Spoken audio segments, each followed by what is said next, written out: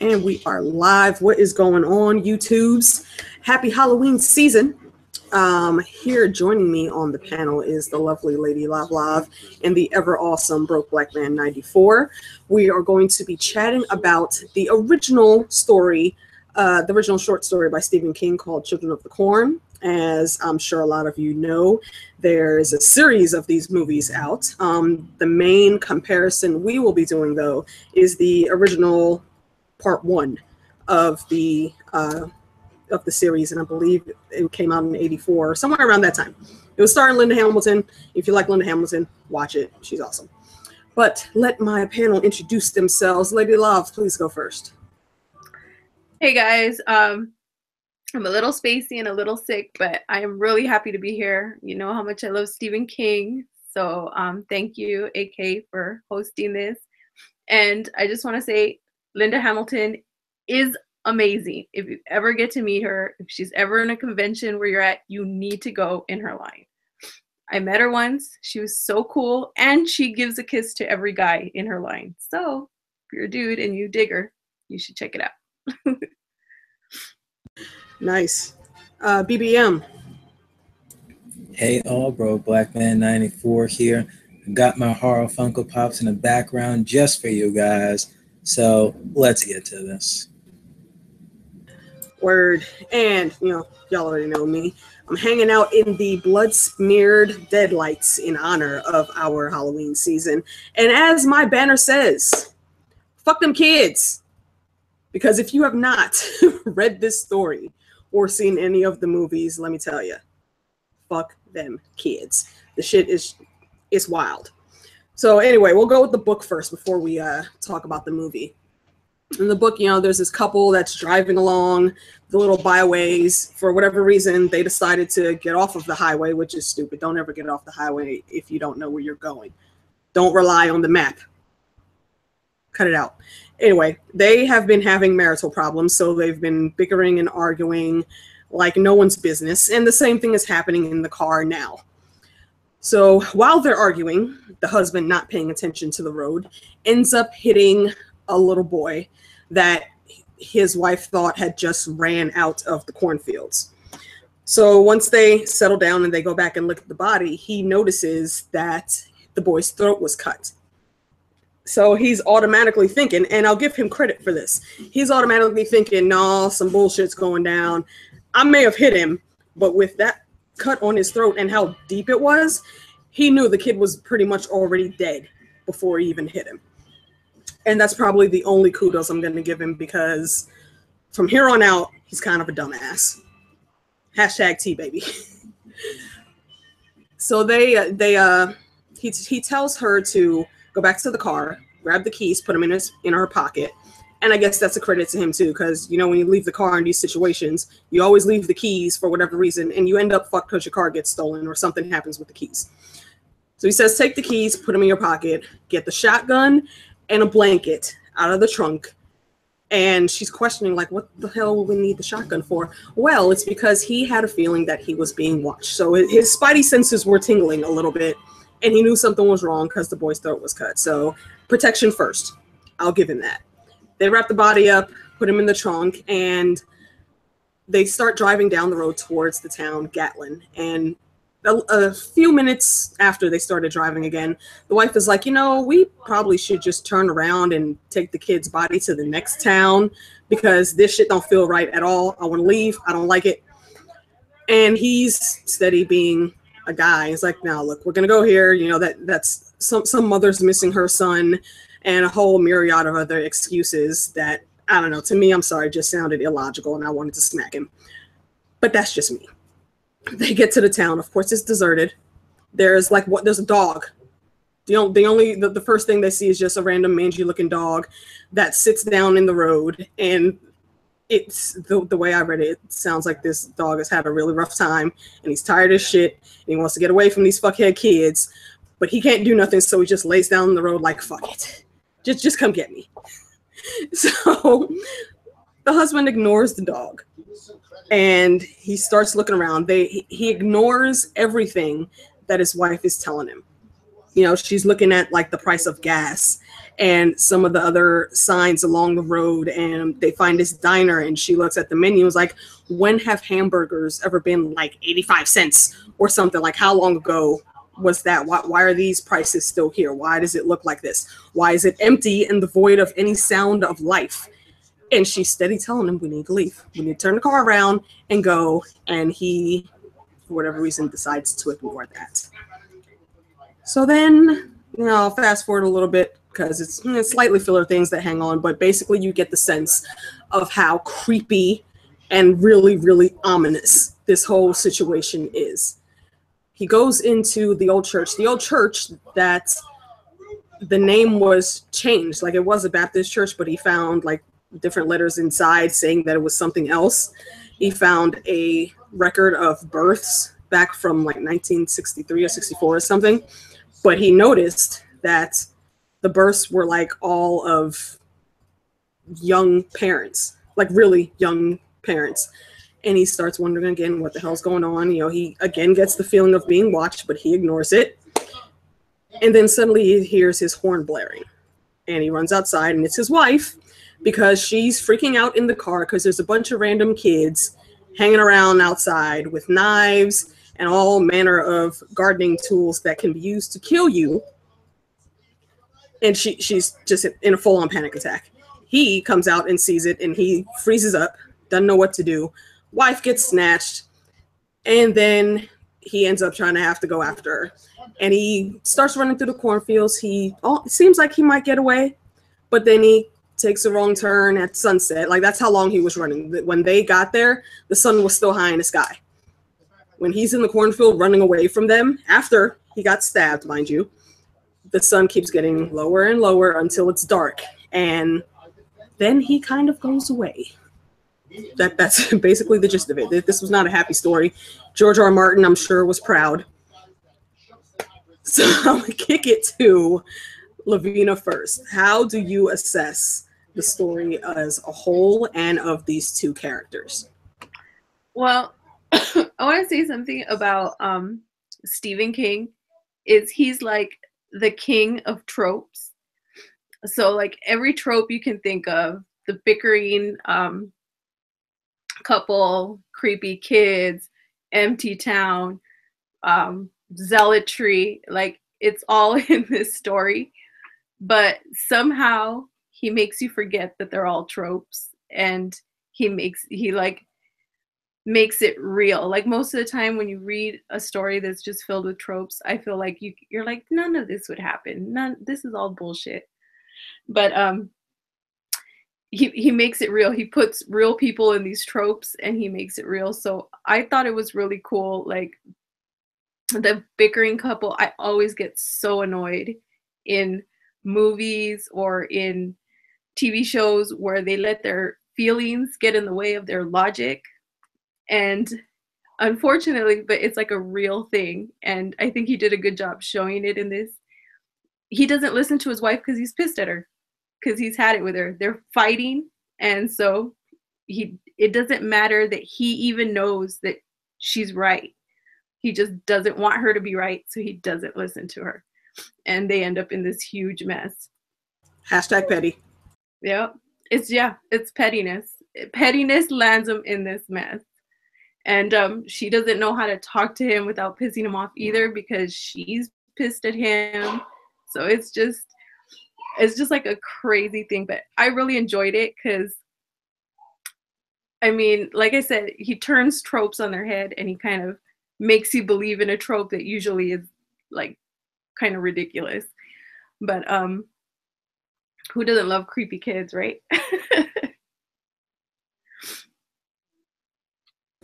Fuck them kids. I don't love creepy kids. Not at all. Not at all. Especially in this one. This is reinforcement. I said this to AK earlier. Like, I don't want no kids. In every horror movie, it's either the creepy kids who are the villains, or two, it's always the little kid that invites the evil entity over, either opens the door, invites it in. Just stop. No, just stop. If I have kids, immediately I'm going to say, you don't open the door for no one. Even if it was me or your mom, we have the key to the house. If we can't get in, we're going to call the locksmith. But in all seriousness now, I enjoyed the short story. From the beginning with the dysfunctional couple, I always like love dysfunctional couples, especially with those actually want to like somehow like bend their relationship. Because I want to know, okay, like how dysfunctional it is and like what went wrong. So I just enjoyed it. I do recall like he gave Bert was like gave an excuse of saying like we have to like go to the nearest town to actually drop the kid off, at least to the police station, because he didn't want to be charged with manslaughter if he goes to the next town. So it's like, okay, you got me there. But at the same time, it's like you go there, you don't see at all. It's like, no, his Lord, all his sentences should have went off and like, you know what, let me go to the next town. I could possibly be charged with manslaughter or not, who knows. Show them the cut on the throat. Maybe they'll believe me, maybe they're not. Either way, I'll probably get it worse if I stay in a town that actually has like no sign of adults. Even then, when you see like a whole bunch of kids surrounding the car, it's like, no, you don't do that. But even then, when they saw that it was a church, and it was like that, I think it was like they actually saw like the actual year on that church door bulletin or whatever. It's like, okay, it's this eminent church and whatnot, but where's people surrounding it or anything? It's like, no, that's another sign. I'll say, get out of there. Too much crazy cults. I'm not going to deal with that. I think when they see the diner, don't you think like that should have been the sign? There's like dirt on everything. The prices haven't changed. Like if I go into the main restaurant in the town and nothing's there, I'm like, okay, there's nobody here. People got to eat. They're not exactly in the diner. Like go on, but he knows he just doesn't want her to be right, so he doesn't listen to his own instincts. Yep, and that is why I give such kudos to her, because her spidey senses were on 9,000. I don't know. I think it's honestly phenomenal, because usually people aren't that adamant about not going anywhere in these situations, but she kept saying it. So I champion her a lot for that, because she was not full of fuck shit. But, you know, the petty got in the way, and then they got dead. So individually, though, what do you think about the husband and the wife comparison, outside of them being the typical married couple having problems and on the brink of divorce? BBM, you go first. Let's see. With the husband, he was like a little bit more logical to it. But even then, like what LavLav was saying, it's like always went against whatever the wife was saying. So it's like, fuck the husband too. So I don't know.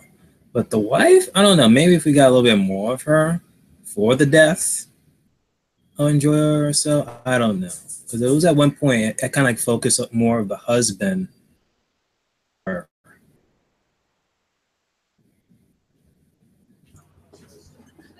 LavLav? Yeah, I wonder what the story would be like from the wife's point of view, because it's all the husband's point of view. So we see his pettiness. We don't know if she, like, her insistence that everything is wrong is maybe being petty towards him, but it's right. So yeah, we don't really get her point of view, and it might be because she's right. So it would be kind of boring to read just one person being right. And we're reading his kind of struggle with his own instincts versus not wanting her to be right. So I thought I like that we got it from the husband's point of view. And then he's also the one who gets away. So we get a little more from him. We get him looking into the logs and seeing the births and all that stuff. So I wouldn't say either one of them is very likable, but it's hard to like somebody when they're in the middle of a squabble. So I'm not sure they were supposed to be likable. Yeah, I feel you on that. I don't know. For me, it's almost a case of curiosity killed the cat, because when he went into the church, he only stayed for a couple minutes. And when he saw the book, you know, he had the instinct to go back outside. But he was like, you know what? I'm again not going to let her be right. I'm going to continue to explore and see what else is here. And then the fuck shit happened, and he's stabbed in the shoulder. He does end up killing one of the kids before he runs into the corn stalks. And they do chase him, but he's smart enough to keep all the noise from them on one side and to angle his and bob and weave through the rows. And once the sun goes down, he can't hear him anymore, and he's thinking, okay, you know, my stab wound doesn't feel that bad anymore. I'm safe so far now because I don't hear anything. And he starts traveling in a different direction. I think he meant to try to get to the road, but you know, the corn led him where it wanted him, and he ended up getting dead. And it was pretty cool how Stephen King wrote that. Like, he followed the path into this huge clearing, and there were a dozen other paths all around the circle. But once he started really thinking about what was going down, he's like, you know, me getting to this clearing, that was probably all of the plan along. Not his plan, but the plan of whatever entity is in the corn. And by the time he actually figured it out, he looks around and all of the passageways, all of the exits are now blocked. And he can feel something coming towards him, and he knows that's basically his end.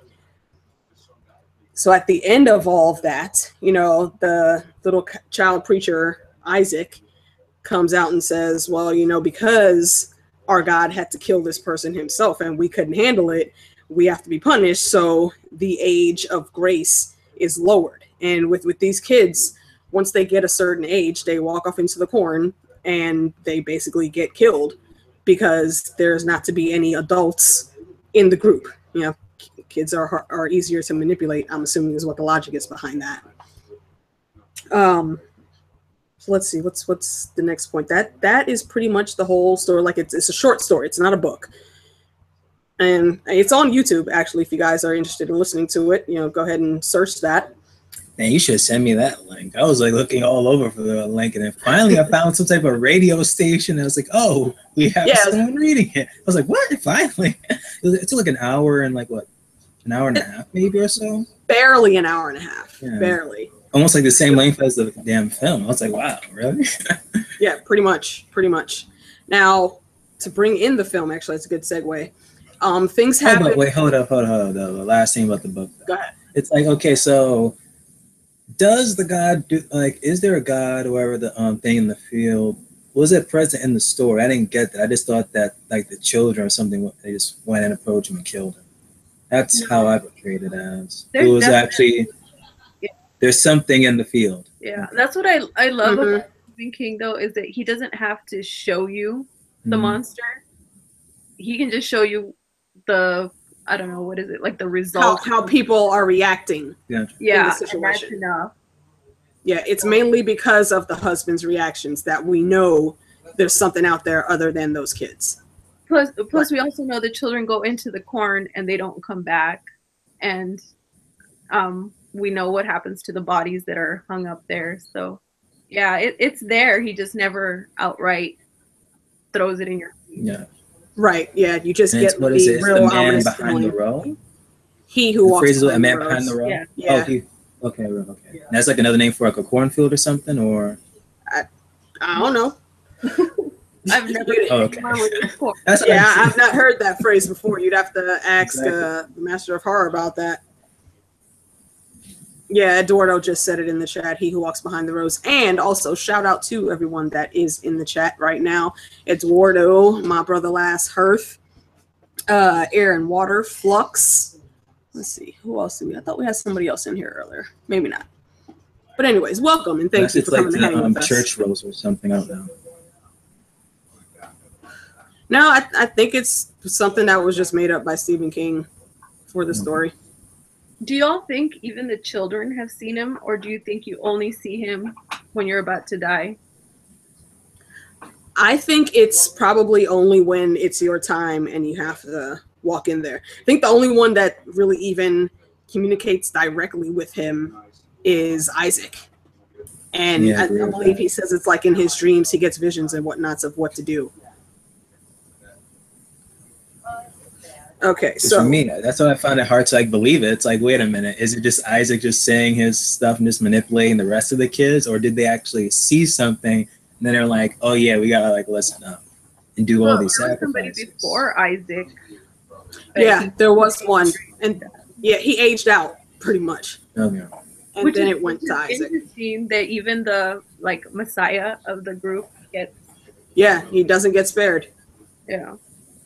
And I was gonna ask you guys one other thing. Do you feel like if they had left when they first got the bad juju feeling, do you think they could have made it? Do you think they would have let him go, or do you think they were like screwed as soon as they came into town limits?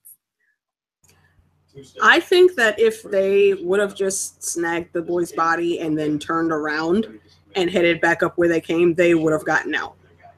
But because they went in, they crossed the town line. That was it. Well, once you're in, you don't leave. What do you think, BBM? Moment they found the body. So I think they had something to do with the body. So it's like you saw it. Now it's like, how do we not know that you're going to send more people? Unless they needed more people to make that sacrifice, maybe they probably would have let them go. That's how I take it. The moment they saw the body, they were dead. Yeah, dead men tell no tales. You might be right about that. But Lav, I'll go with you first because you do a lot of comparisons. How do you think everything stands up between the story and the movie? I like it. I mean, obviously the movie has to be a certain length, so they have to pad it up. So I get the two kids that are kind of like rebelling in the movie against the religion. And I kind of, like, to me, I kind of wish it would have kept that kind of sinister ending.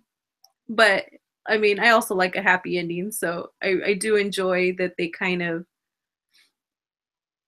it's like much more optimistic, even though we end up with a bunch of sequels.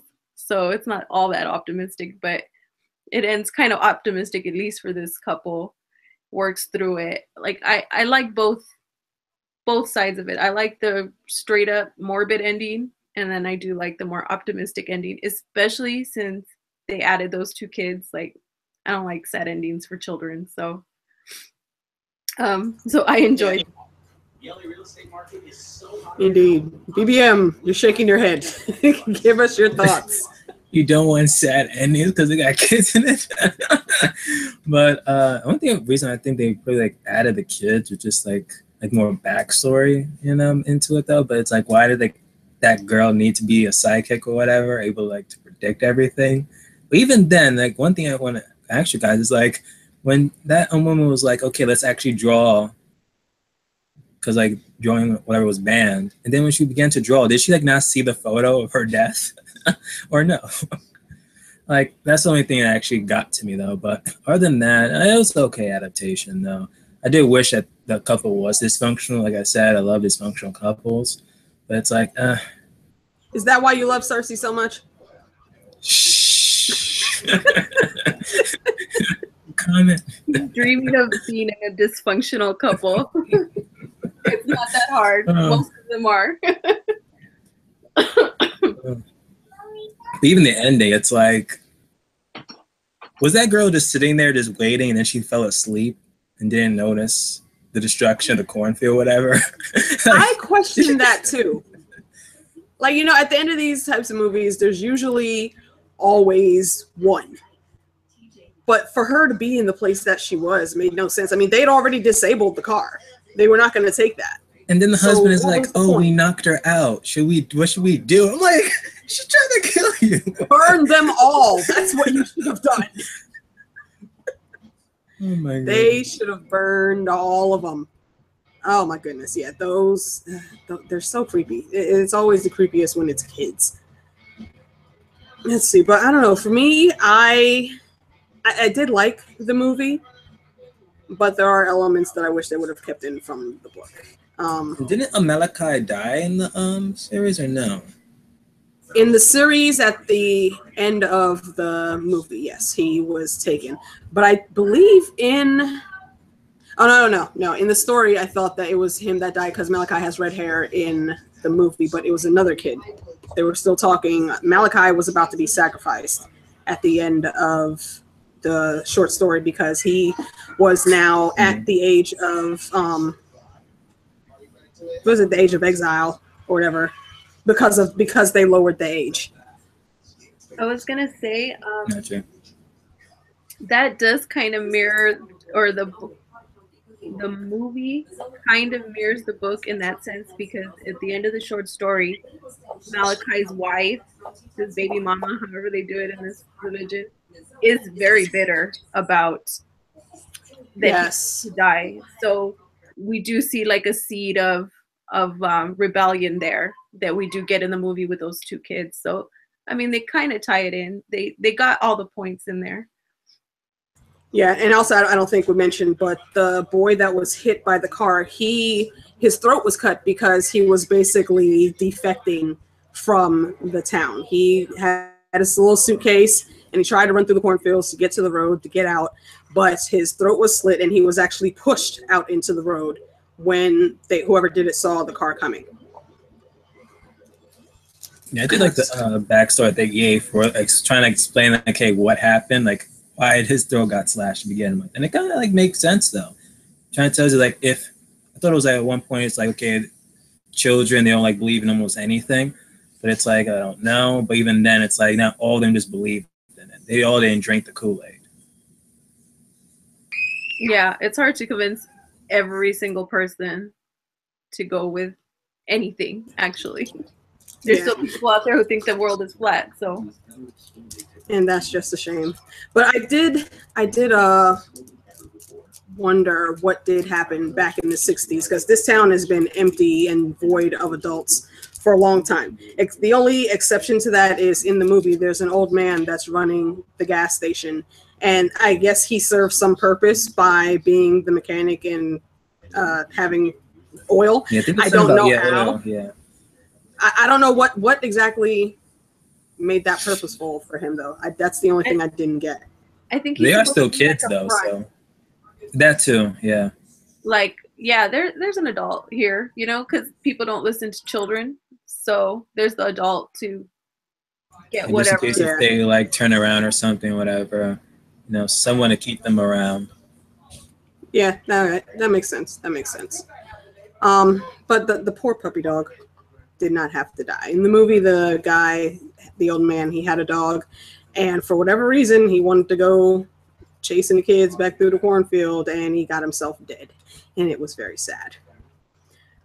But let's see. Remember, thought I just saw a question in chat. Guess not. Anyway, I don't remember the rest of the series of movies. I never watched the rest of them. This was like the first time I watched it. That's the only one that I ever like really felt compelled to watch, honestly. Yeah. It's strange. I wish they would have done a lot more backstory on what happened when Isaac first got there. Because even though it did say that there was someone before Isaac, the little boy in the movie was saying it all went wrong when Isaac got there. And what the hell were these parents doing, letting their kids even run off into the damn corn stalks for some random baby preacher? Like, you would think they would have more parental skills than that. I don't know.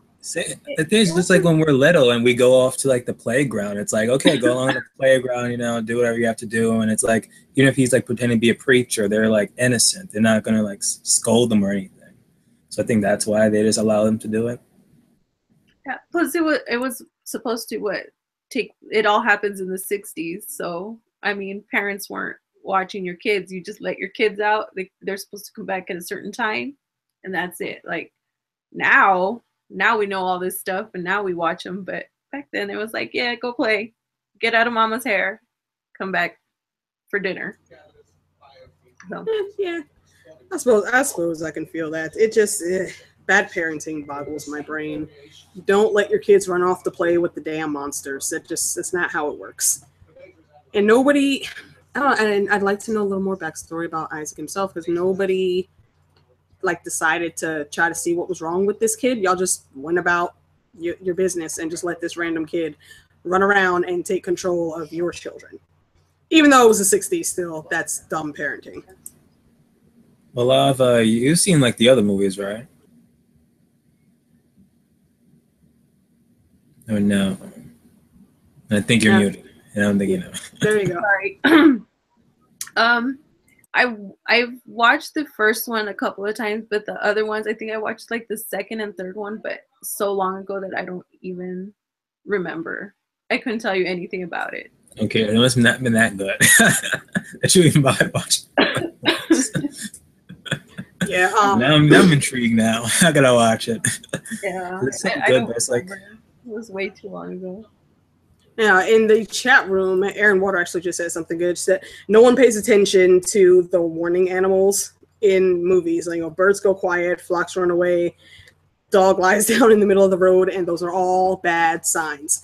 And that reminds me, in the story, while he was running through the corn stalks, he noticed that there were no bugs, there were no weeds, no anything that should be there outside of the corn stalks. And even the corn stalks, he says, they look too perfect to be out in the open against the wild like that. So he again notices things are wrong, but too late to really do anything about it.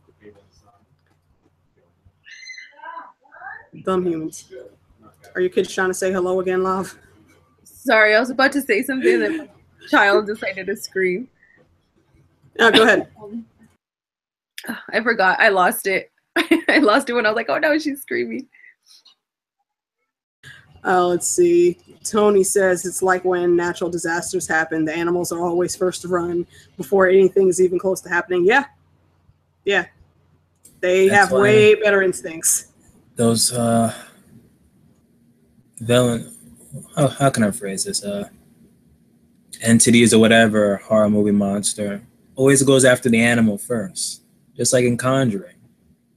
Animal died first before it started working its magic. Smart. Shout That's what I'm out saying, to if- Landstark that has just joined us in the chat. Let's see. Love becomes a ghost and starts like doing a madness. It's like, I pray for that unfortunate soul. She knows everything. If LavLav became a ghost right now, I think we would just hear giggling all over the place because she'd be doing dumb shit to fuck with all of us. That's exactly what I would do. Prank. It would be nothing but prank. all day, and then we just until eventually we were the little dog sitting in the middle of the road. Like, damn it, just fucking kill me now. I was gonna say, in one movie where somebody actually listens to sounds as a warning, it has nothing to do with Stephen King, but it always stuck to my brain, is if you've ever seen Signs. Mel Gibson is talking to like the sheriff or something, and then he just stands up and she's like, what's wrong? He's like, I don't hear my children. And right away he's like, that's a bad sign. You always hear children. They're quiet, something's wrong. So I just want to give credit to that dad.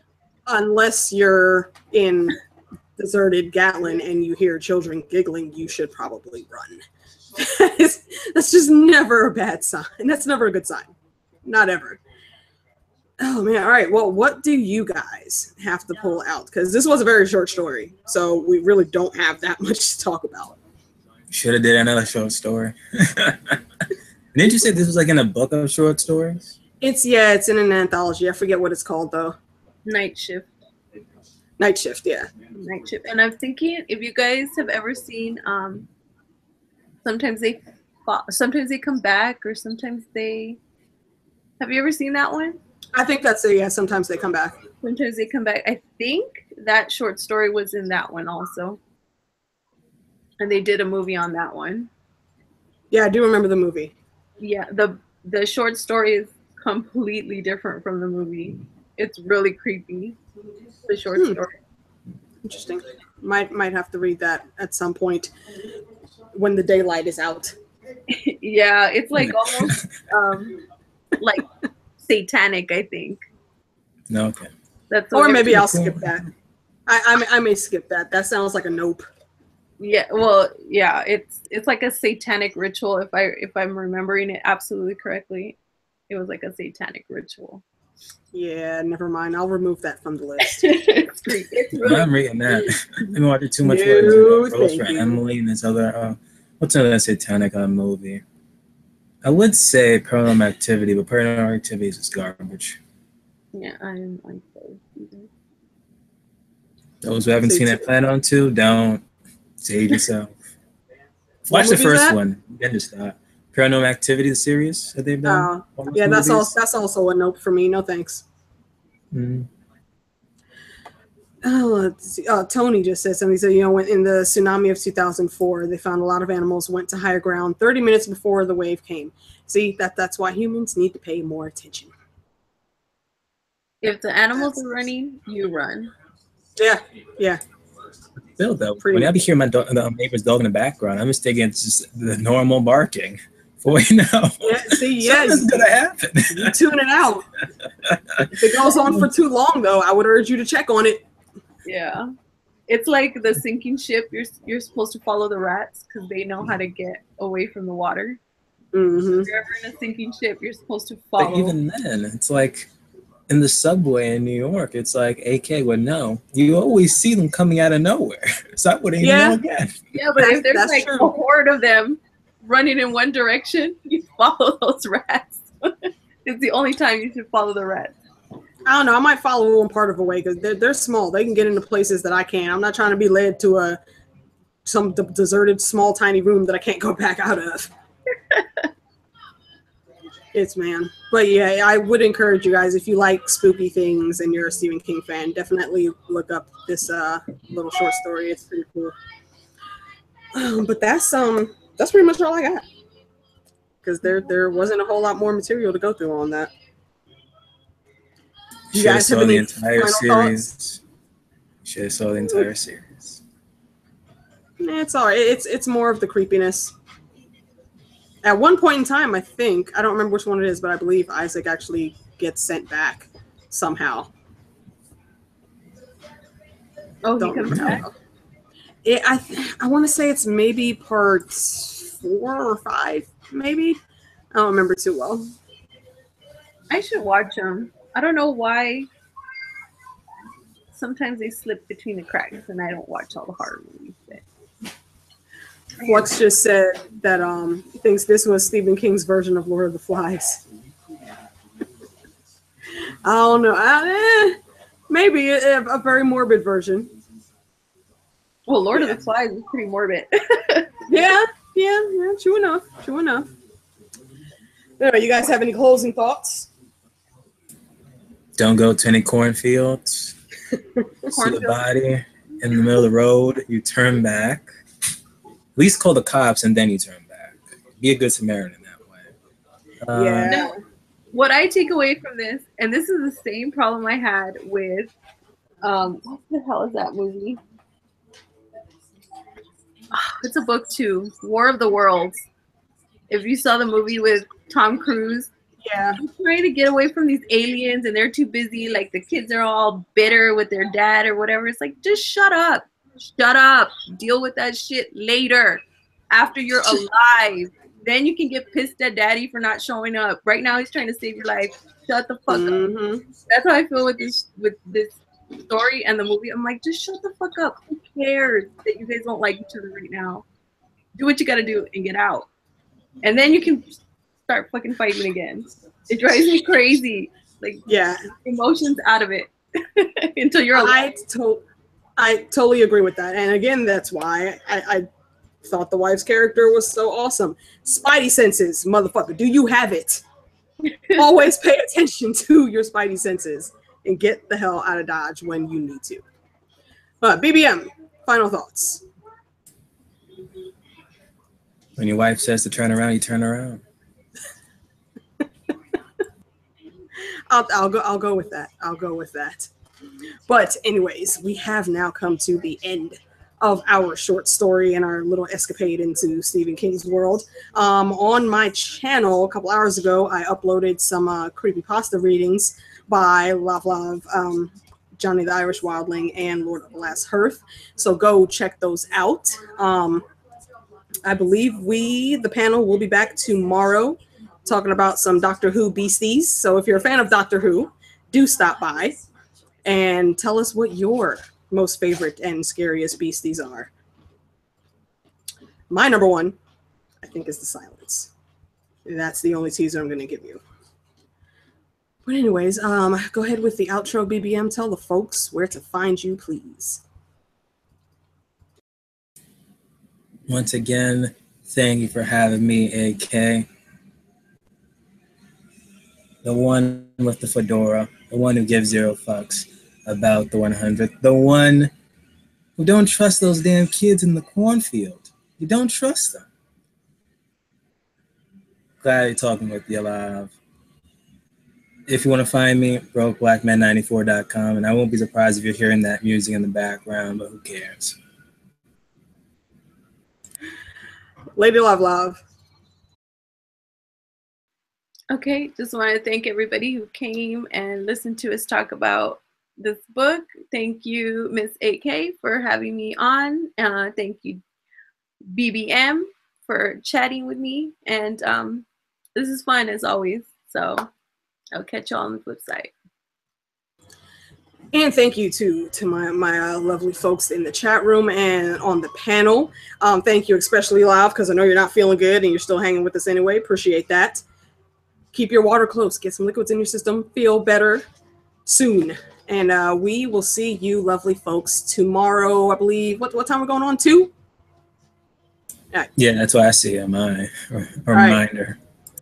2 o'clock on my channel, fam.